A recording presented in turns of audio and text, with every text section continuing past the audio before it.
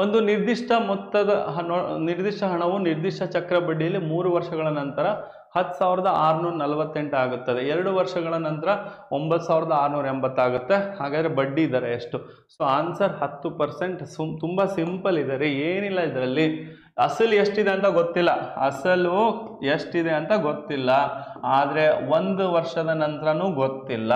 ಆದರೆ 2 ವರ್ಷದ ನಂತರ 9,680 ಇದೆ.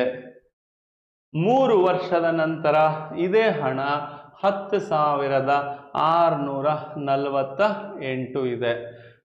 ಚಕ್ರ ಬಡ್ಡಿಯಲ್ಲಿ ಇದ್ರದ್ದು ಏನು ಮೊತ್ತ ಇದೆಲ್ಲ, ಇದು ಅಸಲು ಬಡ್ಡಿ ಎಲ್ಲ ಸೇರಿ ಬಂದಿದ್ದು. ಈಗ ನೆಕ್ಸ್ಟ್ ಏನು ಹಾಕ್ತೀವಲ್ಲ, ಇದ್ರದ್ದು ಬಡ್ಡಿ ಇಲ್ಲಿ ಹಾಕಿರ್ತೀವಿ, ಅದಕ್ಕೆ 10,648 ಆಗಿದೆ. ಸೊ ಹಾಗಾದ್ರೆ ಇದಕ್ಕೆ ಎಷ್ಟು ಜಾಸ್ತಿ ಆಗಿದೆ? 968 ಜಾಸ್ತಿ ಆಗಿದ್ದಕ್ಕೆ 10,648 ಆಗಿದೆ. ಸೊ ಇದಕ್ಕೆ 9,680ಕ್ಕೆ 968 ಆದರೆ 100ಕ್ಕೆ ಎಷ್ಟು? 9,680ಕ್ಕೆ 968 ಆದರೆ 100ಕ್ಕೆ ಎಷ್ಟು?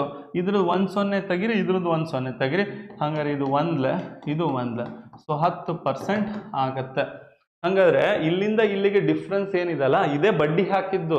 ಹಂಗಾರೆ 9,680ಕ್ಕೆ 968 ಬಡ್ಡಿ ಹಾಕಿದ್ದೆ 10% ಆಗಿದೆ.